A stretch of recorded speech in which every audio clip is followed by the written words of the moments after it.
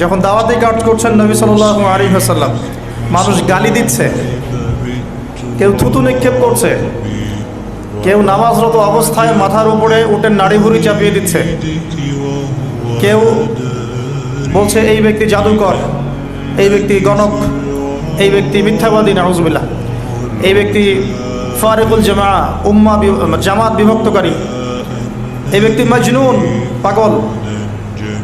তাকে আগলে রেখেছেন তার চাচা। মানুষ অর্থনৈতিক বয়কট করছে, চাচা আগলে রেখেছেন। 3 বছর সমাজ থেকে বহিষ্কার করা হয়েছে, গাছের ছালপাতা খেয়ে থেকেছেন বনু হাশিম, চাচা আগলে রেখেছেন।